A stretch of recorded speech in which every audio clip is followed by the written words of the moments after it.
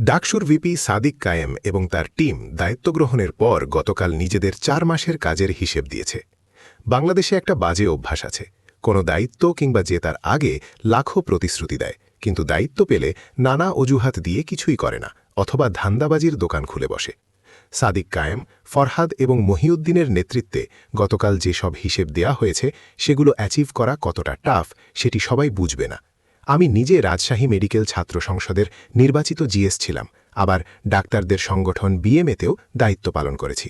এখন যেহেতু গ্লোবাল একটি কোম্পানিতে বড় দায়িত্বে আছি, সে কারণে এইসব কাজের জন্য যে পরিশ্রম করা লাগে সেটি আমি সহজেই রিলেট করতে পারি।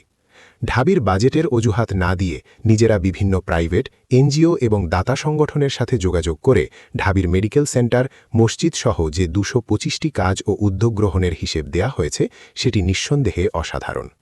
বাংলাদেশের আপাতত মেহনতি মানুষ আগামী ১২ ফেব্রুয়ারি ঐক্যবদ্ধ বাংলাদেশ জোটকে ম্যান্ডেট দিলে ইনশাআল্লাহ আপনারা এমন জবাবদিহিতার সরকার ও জনপ্রতিনিধিদের দেখতে পাবেন। সবাই ১৩ ফেব্রুয়ারি দুপুরবেলা বিজয় মিছিলের প্রস্তুতি নিন। প্রমাণ করে দিন আমরাই বাংলাদেশ। ইনকিলাব জিন্দাবাদ।